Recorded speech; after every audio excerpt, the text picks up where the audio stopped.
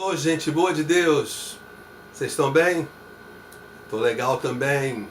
Espero que vocês fiquem melhor. Se você não está bem, eu peço que Deus toque você nesse momento e você comece a sentir a mão dele aí onde você está. Porque ele está com você. E se você cavucar, der uma olhadinha, ele está em você. Esse segundo vídeo tem um objetivo de passar a experiência que me levou a abrir esse canal. Quer dizer, que me levou a ter condições de abrir um canal para equilibrar e libertar pessoas, ser um agente disso. O desejo do meu coração é esse, é ser um agente de libertação e de equilíbrio. Para isso, eu tive que passar pelos meus momentos de perrengue.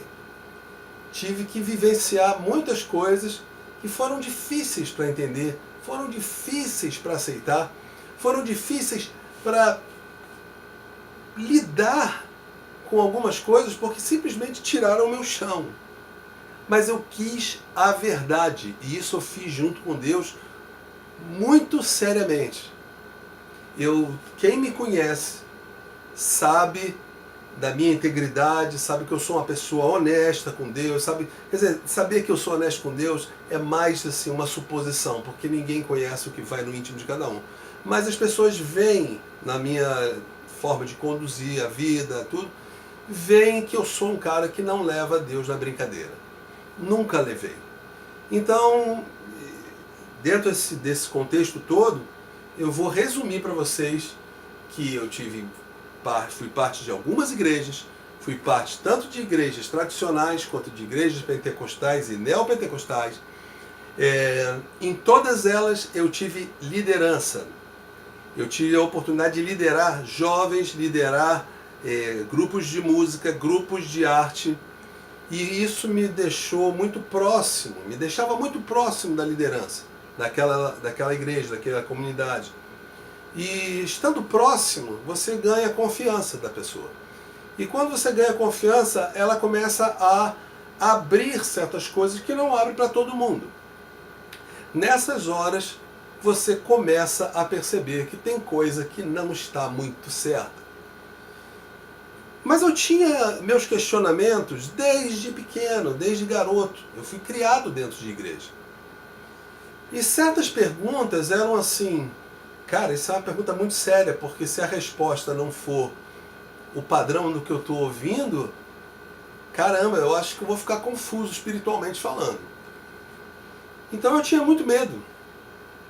Medo, eu vou chegar até pertinho aqui, medo é o maior problema que o ser humano pode encarar.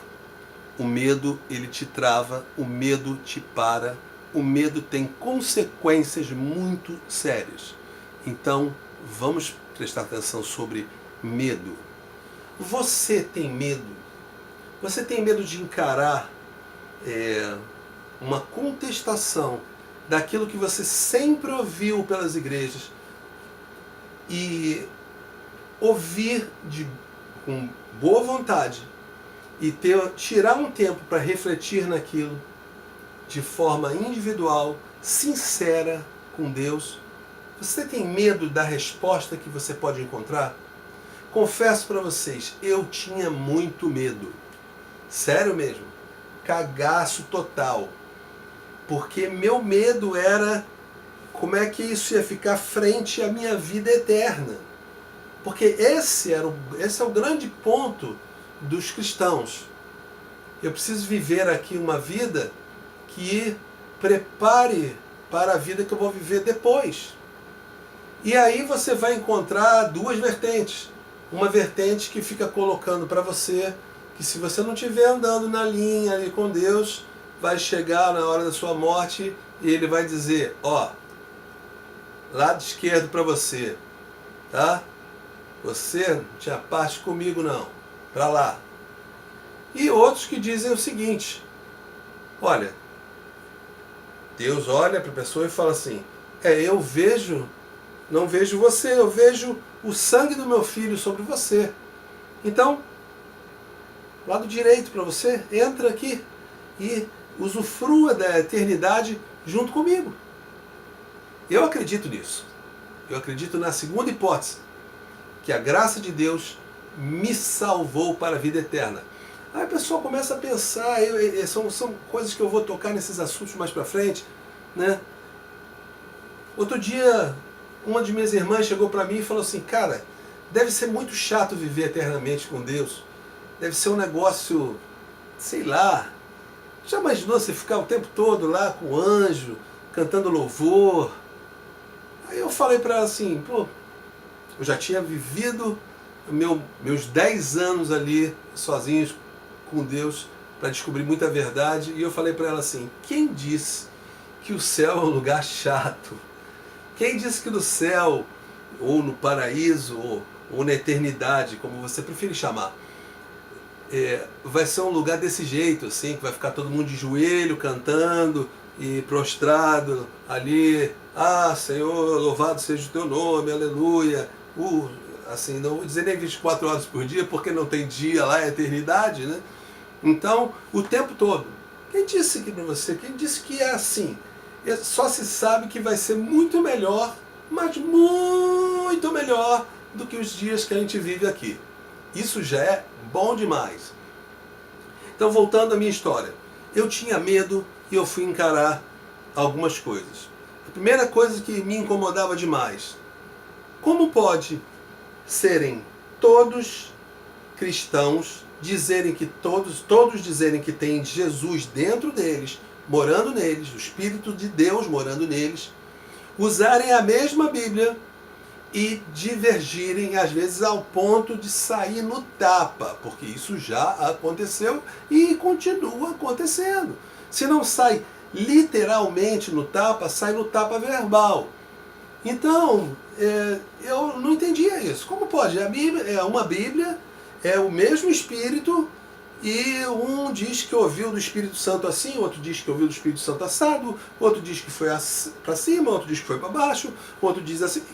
Que confusão é essa? Eu não entendi isso. Eu falei assim, Deus, eu quero a verdade. Qual é a real? Qual é a verdade nessa história? Porque alguém tem que ter a verdade. Para mim só tem um jeito, entende? Deus tem que lidar. Eu já entendi que Deus lidava comigo, já entendia que Deus lidava comigo como indivíduo e não como parte de uma massa.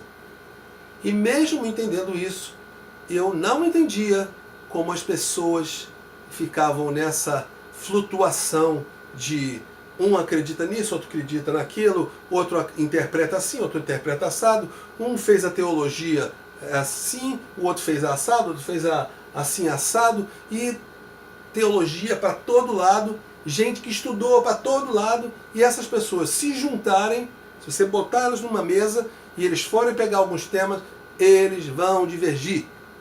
Eles vão dizer que não é nada disso. Não, porque a Bíblia diz isso, não sei o que. Não, mas você está entendendo errado, porque diz isso, mas ali em tal lugar queria dizer isso, que dizia lá, que não sei o que. E nessa fica uma baboseira, gente. É uma baboseira, porque o que o mundo precisa é de amor. As pessoas precisam receber amor de você que é um discípulo de Jesus. Então eu fiquei naquela e eu comecei a pensar, tem uma coisa errada aí. E aí eu fui começando a entender certos pontos, começando a entender, e eu falei, cara, eu estou ficando muito diferente. Eu estou começando a ficar deslocado do meio evangélico. Eu não me vejo evangélico mais, também não me vejo católico, eu sou o que então nesse meio? Até que eu percebi que o que eu precisava ser era simplesmente um discípulo livre. Uma pessoa que se relaciona com o Deus que abriu o caminho na cruz, que rasgou o véu e disse, Murilo, chega aqui e vem falar comigo direto. Eu vou responder para você diretamente.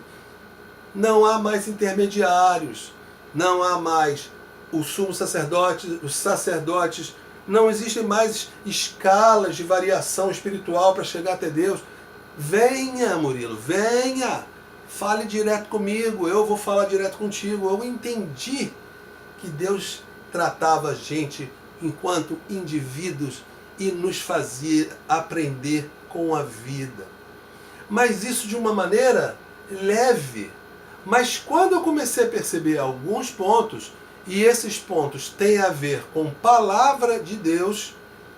E aqui é muito importante deixar, eu vou finalizar com isso.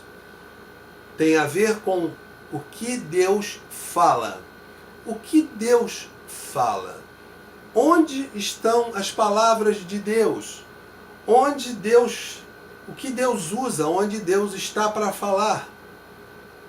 Mas eu vou deixar isso para o próximo vídeo, porque eu quero que você já pense hoje sobre essa questão. Onde está Deus? E onde está a palavra dele? Eu falo no próximo vídeo. Um beijo, muita paz e graça sobre vocês. Tá legal? A gente se vê já.